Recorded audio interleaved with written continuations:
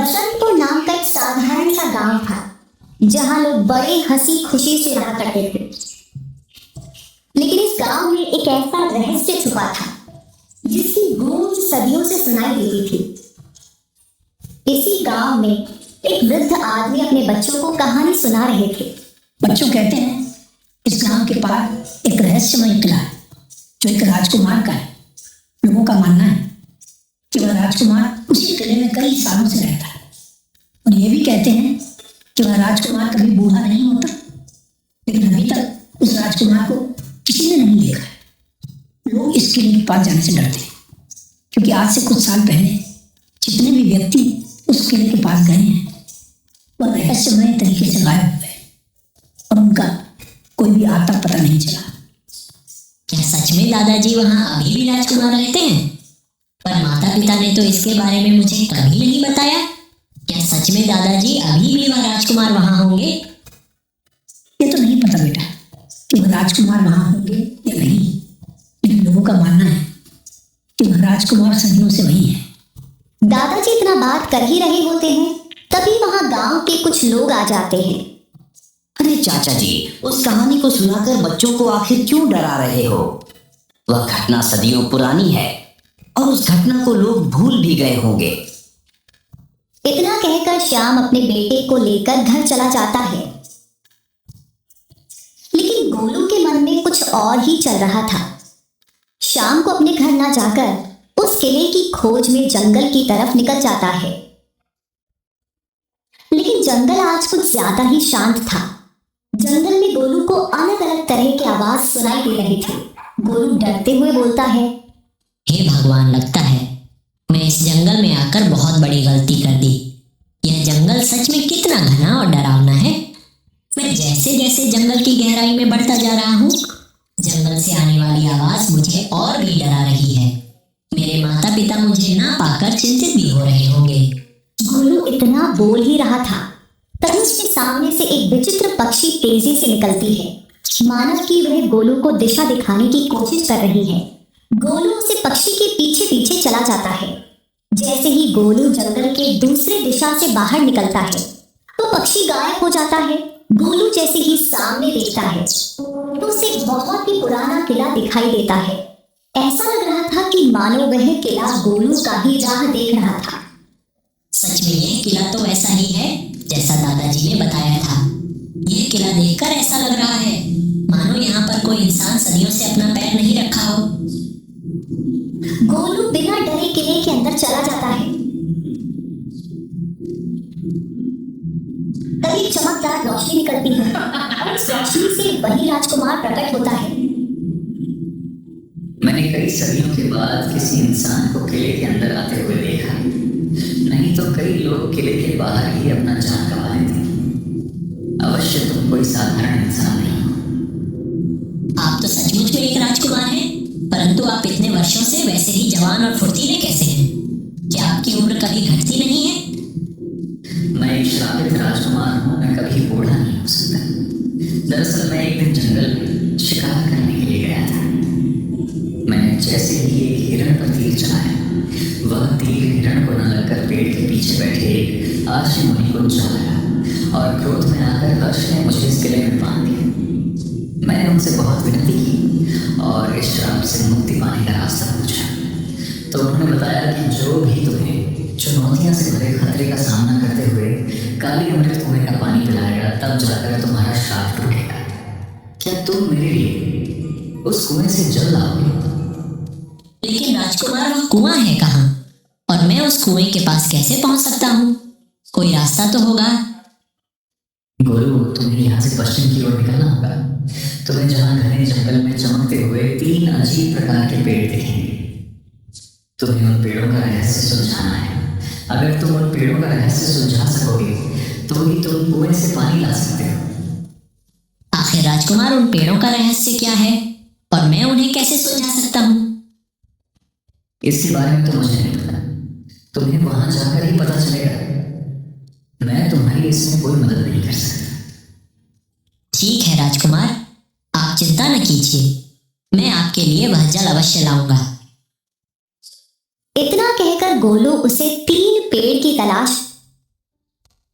हाथ जोड़कर थैंक्स क्यों कहता है, वीडियो लास्ट तक जरूर देखना। में पश्चिम की ओर निकल जाता है। गोलू चलते चलते जंगल के काफी गहराई में आ जाता है, लेकिन उसे वह 3 पेड़ कहीं नहीं दिखाई देते। हे भगवान, मैं इतना अंदर आ चुका हूँ, फिर भी वह 3 पेड़ मुझे कहीं नहीं दिखाई दे रहे हैं। क्या यह सच में पेड़ है भी या नहीं, या मैं कहीं गलत दिशा में तो नहीं आ गया? गोलू इतना बोल ही रहा था, तभी उसके सामने 3 अजीब प्रकार के पेड़ दिखाई देते हैं जो अन्य पेड़ों से भिन्न थे। गोलू उन पेड़ों को देखकर हैरान हो जाता है, क्योंकि आज तक उसने ऐसा पेड़ कभी नहीं देखा था। यह पेड़ तो सच में एक मायावी पेड़ है जो सभी पेड़ों से अलग दिख रहे हैं। इसका मतलब यह वही पेड़ है जो राजकुमार ने बताया था। अब मुझे और देर नहीं करनी चाहिए और पहले परीक्षा के लिए निकलना चाहिए। इतना बोलकर गोलू उन पेड़ों के समीप जाता है और जैसे पहले पेड़ को छूता है तो वह विचित्र स्थान पर आ जाता है, जहां एक विशाल पत्थर से बना एक दरवाजा था। उसमें 3 ताले लगे होते हैं। ये तो बहुत विशाल दरवाजा है और मुझे इसे खोलने के लिए इस 3 तालों की चाबी चाहिए, पर यह चाबी मिलेगी कैसे? गोलू इतना सोच ही रहा था कि दरवाजे से आवाज आती है। तुम्हें चाबियां तभी मिलेगी जब तुम मेरे प्रश्न के उत्तर दोगे, और केवल वही प्रवेश कर सकता है जो प्रश्नों से नहीं डरता और उत्तरों को अपना बोझ नहीं मानता। क्या तुम प्रश्न के लिए तैयार हो? हाँ, मैं तैयार हूँ। आप अपना प्रश्न पूछिए, मुझे किसी भी प्रश्न से नहीं डर लगता। ठीक है, सुनो, मैं चलता हूँ पर कभी लौटता नहीं।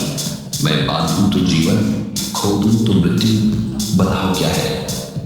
गोलू कुछ देर सोचता है। उसके मन में कई प्रकार के उत्तर आ रहे थे। तभी उसे याद आया, माँ कहती थी कि समय बड़ा मूल्यवान होता है और वह कभी लौट कर नहीं आता। मतलब इस प्रश्न का उत्तर समय है। गोलू मुस्कुराते हुए दरवाजे से कहता है, तुम्हारे इस प्रश्न का उत्तर समय है। बहुत बढ़िया, तुम्हारा जवाब एकदम सही है। इतना कहते ही पहला ताला खुल जाता है और वह मायावी दरवाजा गोलू से दूसरा प्रश्न पूछता है। क्या तुम दूसरे प्रश्न के उत्तर देने के लिए तैयार हो? हाँ, बिल्कुल मैं तैयार हूँ। आप अपना दूसरा प्रश्न पूछिए। हाँ बच्चे, ध्यान रखना, अगर तुम इस सवाल के जवाब नहीं दे पाए तो तुम आजीवन के लिए यही बंधित हो जाओगे। इसलिए तुम उत्तर सोच समझ कर देना, लेकिन अभी भी तुम्हारे पास मौका है। अगर तुम यहाँ से जाना चाहते हो तो जा सकते हो, लेकिन इस सवाल के बाद तुम यहाँ से बिना उत्तर दिए नहीं जा सकते। तो क्या सोचे, तुम सवाल के जवाब दोगे या फिर नहीं? गोलू थोड़ी देर सोचता है, फिर बोलता है, मुझे आपका शर्त मंजूर है, आप अपना सवाल पूछिए। तो ठीक है, सुनो, जितना बांटू उतना बढ़ता हूँ, जितना छुपाऊं उतना घटना हूँ। इस प्रश्न का उत्तर दो। यह तो बड़ा आसान सवाल है, इसका उत्तर ज्ञान है। जो ज्ञान को जितना बांटता है वह उतना ही बढ़ता है। इसलिए हमें ज्ञान को बांटना चाहिए, ना कि छुपाना चाहिए। गोलू के इतना कहते ही दूसरा ताला खुल जाता है। गोलू, तुमने इन दोनों सवाल का जवाब तो बड़ी आसानी से दे दिया, लेकिन अब तुम्हें परीक्षा का अंतिम और सबसे कठिन प्रश्न का उत्तर देना होगा। तो सुनो, मुझे देख नहीं सकते, छू नहीं सकते, परंतु मैं जीवन का आधार हूँ। तो बताओ गोलू, वह चीज क्या है? यह प्रश्न तो बड़ा ही कठिन है। इसका उत्तर तो मुझे बहुत ही सोच समझ कर देना होगा। आखिर ऐसी कौन सी चीज है जिसे मैं छू नहीं सकता? आखिर वह क्या हो सकती है?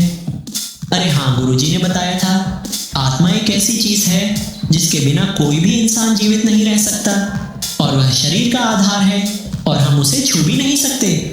इसका सही उत्तर मतलब आत्मा ही है। तुम इतना क्या सोच रहे हो गोलू? लगता है तुम्हें इस प्रश्न का उत्तर नहीं मालूम है। मैंने तुम्हें पहले ही समझाया था कि तुम यहाँ से लौट जाओ। अगर तुम इस प्रश्न का गलत उत्तर देते हो तो तुम यही आजीवन के लिए बंधित हो जाओगे। इस प्रश्न का उत्तर आत्मा है, क्योंकि आत्मा ही जीवन का आधार है और हम उसे छू नहीं सकते। गोलू के इतना कहते ही वह तीसरा ताला भी खुल जाता है। गोलू दूसरे ही पल वहां से गायब होकर उस मायावी पेड़ के पास आ जाता है, जहां अब केवल 2 ही पेड़ बचे थे। गोलू बिना देर किए दूसरे पेड़ को छूता है और एक विचित्र जगह पर आ जाता है। सामने एक बड़ा सा राक्षस खड़ा था। गोलू राक्षस को देखकर डर जाता है। गोलू, तुम्हारा इस भूत नगरी में स्वागत है। अच्छा हुआ तुम आ गए। मैंने कई महीनों से किसी भी इंसान को नहीं खाया है। आज लगता है कि मेरी वह इच्छा भी पूरी हो जाएगी। गोलू राक्षस के मुंह से इतना बात सुनकर डर जाता है और मन में बोलता है, अरे नहीं, यह राक्षस बड़ा ही दिनों से भूखा लग रहा है। लगता है मेरे बचने का रास्ता नहीं है। अब मैं क्या करूं? गोलू देखता है कि वह जितना डर रहा है वह राक्षस उतना ही बड़ा हो रहा है। गोलू को यह समझने में जरा भी देर नहीं लगती कि यह एक छलावा है और छलावा सिर्फ लोगों को डराने की कोशिश करते हैं। राक्षस, तुम मेरा कुछ भी नहीं कर सकते, क्योंकि मुझे पता चल गया कि तुम एक छलावा हो और तुम मुझे डराने की कोशिश कर रहे हो। लेकिन अब मैं तुमसे नहीं डरूंगा। गोलू को इतना कहते ही राक्षस घबरा जाता है और उसका आकार छोटा होने लगता है। राक्षस बोलता है, गोलू, तुमने मेरे इस मायाजाल को इतनी आसानी से कैसे समझ लिया? आज तक कोई भी इंसान मेरे इस मायाजाल को नहीं समझ पाया और मुझसे डर के अपना जान गंवा दिया। यह तो बड़ा ही आसान था। मैंने देखा कि जब तुम मुझे डरने की कोशिश कर रहे थे और मैं जितना ही ज्यादा डर रहा था तो तुम्हारा आकार बढ़ता जा रहा था, तो मैं समझ गया कि तुम एक छलावा हो। गोलू को इतना कहते ही वह राक्षस बिल्कुल छोटा हो जाता है और उसका माया जाल टूट जाता है। दूसरे ही पल गोलू उसे पेड़ के पास आ जाता है, लेकिन अब सिर्फ वहां एक ही पेड़ था। गोलू, तुम सच में एक बहादुर और बुद्धिमान लड़के हो। आज तक कोई भी इंसान मेरे एक भी पड़ाव को पार नहीं कर पाया, लेकिन तुमने बड़ी आसानी से इन दोनों पड़ाव को पार कर लिया। अब तुम्हारे लिए यह आखिरी पड़ाव है। मुझे उम्मीद है कि तुम इस भी पड़ाव को पार कर लोगे। और गोलू जैसे ही तीसरे पेड़ को छूता है तो वह एक ऐसी जगह पर आ जाता है जहां पर एक शेर एक हिरण पर घात लगाए बैठा था। वह हिरण घायल अवस्था में पड़ा हुआ था। अरे नहीं, ये शेर तो इस हिरण को मार देगा। मुझे इसकी जान बचानी होगी। गोलू अपनी जान की परवाह किए बिना दौड़कर जाता है और शेर के सामने खड़ा हो जाता है। रुक जाओ जंगल के राजा, तुम इस हिरण को नहीं मार सकते। इसने तुम्हारा क्या बिगाड़ा है जो तुम इसको मार रहे हो? हट जाओ इंसानी बच्चे, वरना मैं इस हिरण के साथ तुम्हें भी खा जाऊंगा। ठीक है, तुम इसके बदले मुझे खा जाओ, लेकिन इस हिरण को छोड़ दो। आखिर तुम इस हिरण के लिए अपनी जान क्यों गंवाना चाहते हो? मेरे पिताजी कहते थे, अगर किसी की जान बचाने के लिए तुम्हें अपना भी जान गंवाना पड़ जाए तो भी तुम पीछे मत हटना। ठीक है, अगर तुम अपना जान ही देना चाहते हो तो मेरा एक काम करो। हाँ बताओ जंगल के राजा, मैं तुम्हारा वह काम अवश्य करूंगा। तुम्हें यहां से कुछ दूर जाना है। वहां एक गुफा दिखाई देगा। उस गुफा में एक राक्षसी रहती है। उसने मेरे बच्चे और पत्नी को कैद कर रखा है। तुम्हें उस राक्षसी से मेरी पत्नी और बच्चे को छुड़ाना होगा। अगर तुम ऐसा कर पाए तो मैं तुम्हें और इस हिरण को भी छोड़ दूंगा। गोलू उसकी शर्त मान लेता है और उस गुफा की ओर चल देता है। थोड़ी देर में वह उस गुफा के पास पहुंच जाता है। जैसे ही अंदर जाता है तो वह देखता है कि सच में वह राक्षसी शेरनी और उसके बच्चे को एक पिंजरे में कैद कर रखी थी। तुम आ गए गोलू, मैं तुम्हारा ही इंतजार कर रही थी। तुम्हें उस शेर ने भेजा है ना अपने पत्नी और बच्चे को छुड़ाने के लिए, लेकिन तुम यहाँ आ तो गए हो पर बचकर नहीं जा पाओगे। देखो राक्षसी, मेरा तुमसे कोई आपसी शत्रुता नहीं है। तुम शेर के पत्नी और बच्चे को छोड़ दो, उसके बदले तुम जो कहोगी मैं वह करूंगा। ठीक है, मैं इन्हें छोड़ दूंगी, पर मेरे 3 सवालों का जवाब देना होगा। अगर तुम उस सवाल के जवाब देने में कामयाब हो गए तो मैं इन्हें छोड़ सकती हूँ। ठीक है, आप अपना सवाल पूछिए। हाथ जोड़कर थैंक्स क्यों कहता है, वीडियो लास्ट तक जरूर देखना। मैं उत्तर देने के लिए तैयार हूँ। ऐसी कौन सी चीज है जो जितनी निकालो उतनी ही बढ़ती जाती है? गोलू सोच में पड़ जाता है और काफी देर तक इस सवाल का जवाब ढूंढता है। तभी उसे कुछ याद आता है और मन में बोलता है, अरे हाँ, पिताजी ने जब मुझे खेत में गड्ढा खोदने के लिए बोला था, तो मैं जब उस गड्ढे से जितनी मिट्टी निकालता तो वह गड्ढा उतना ही बढ़ता जाता। तुम्हारे इस सवाल का जवाब गड्ढा है, क्योंकि गड्ढे से जितनी मिट्टी निकालोगे वह उतना ही बढ़ता जाता है। हाँ, तुम्हारा उत्तर बिल्कुल ठीक है। अब तुम मेरी दूसरे सवाल का उत्तर दो। 4 पैर हैं पर चल नहीं सकता, 2 पैर हैं पर दौड़ नहीं सकता, 1 पैर है पर उछल नहीं सकता। तो बताओ इस सवाल का जवाब क्या होगा? आपके इस सवाल में 3 उत्तर हैं। 4 पैर है पर चल नहीं सकता, इसका जवाब कुर्सी या मेज है, क्योंकि उनके पैर तो होते हैं लेकिन वह खुद से चल नहीं सकते। अब दूसरा, 2 पैर है पर दौड़ नहीं सकता, इसका उत्तर है पैजामा। अब तीसरा, 1 पैर है पर उछल नहीं सकता, इसका सही जवाब लाठी है। तुमने बिल्कुल सही जवाब दिया। अब तुम मेरे तीसरे सवाल का जवाब दो। बिना पंख के उड़ता हूँ, बिना मुख के बोलता हूँ, बिना पैर के दौड़ता हूँ, तो बताओ वह कौन सा चीज है?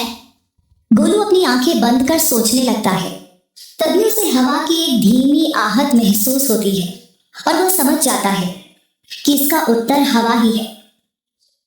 तुम्हारे सवाल का जवाब हवा है, जो बिना पंख के उड़ता है और बिना मुख के बोलता है और बिना पैर के दौड़ता भी है।